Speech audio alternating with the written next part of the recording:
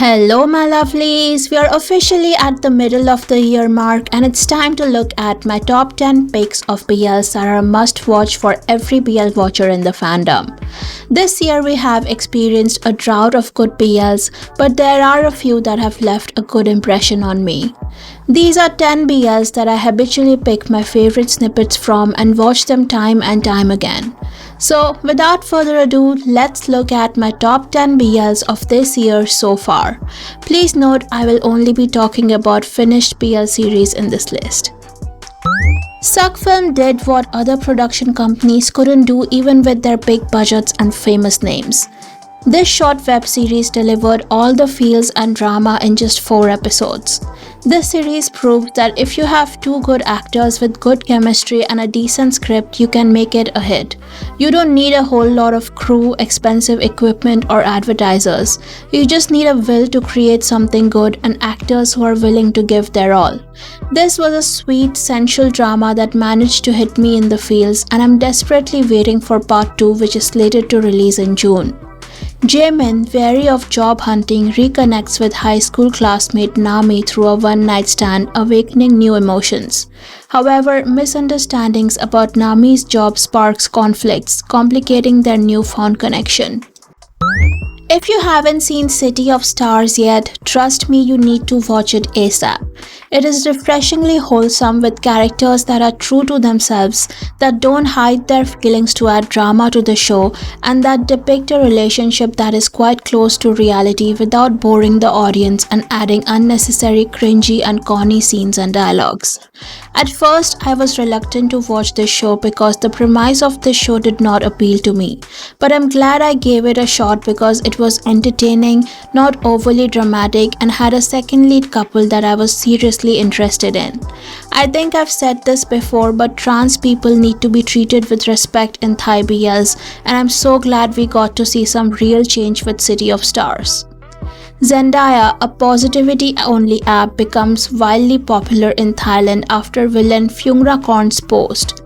Thai employee Komara must manage the chaos while Phungrakorn unexpectedly visits his home for a meal. I don't play around with Cherry Magic because it is my most favorite Japanese manga of all time. I love the Japanese adaptation, and in my humble opinion, Tae and Neo did a brilliant job in the Thai version as well. The first thing I hope fans would not do is to compare the Japanese and Thai versions because they are both adaptations of the manga and have created their own spin on it.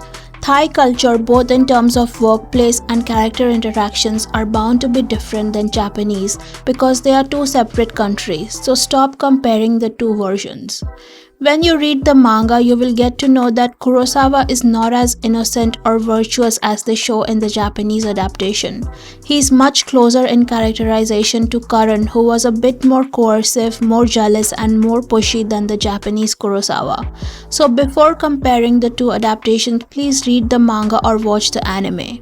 So with that being said, I loved this series. It was like an oasis of calm in the chaos that was the early 2024 BLs.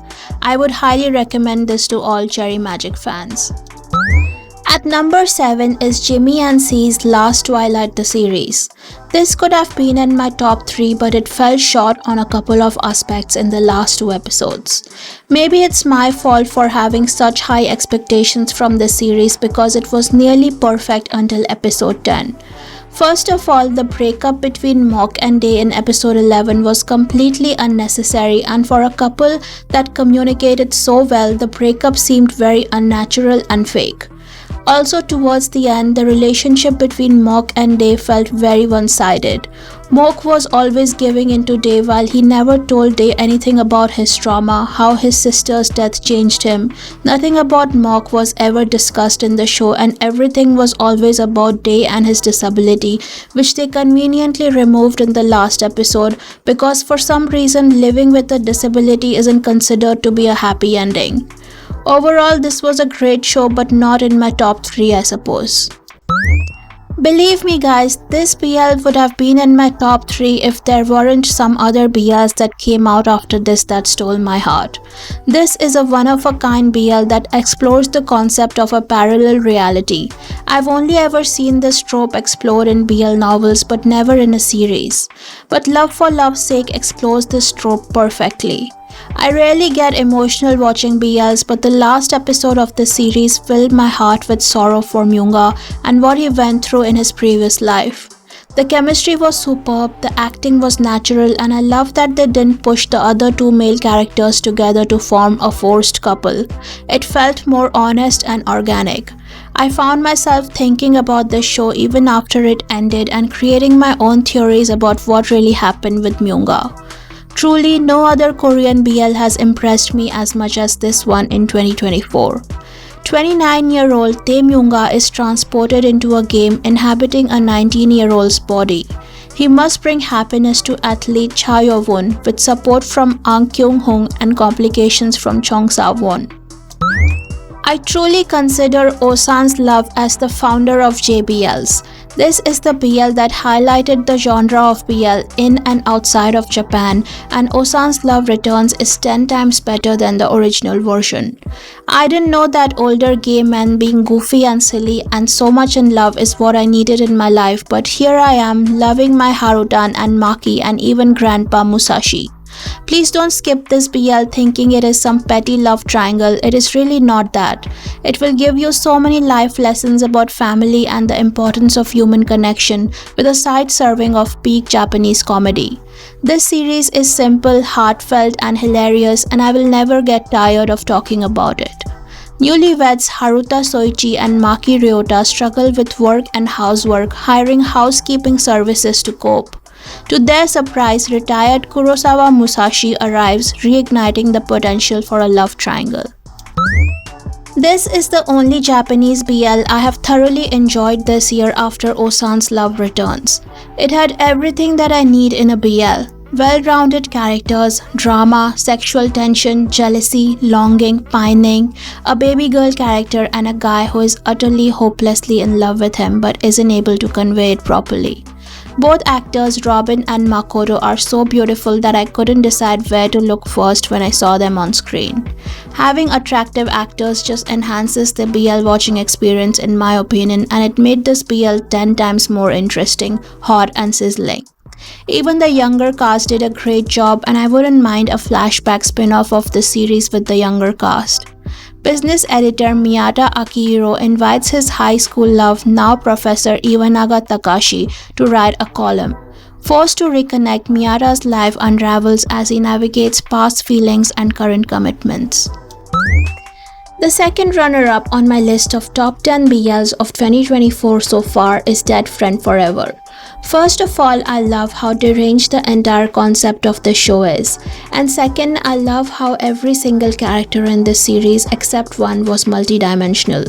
Their motivations were questionable and they were flawed, but we still pitied quite a few of them and rooted for them until the end.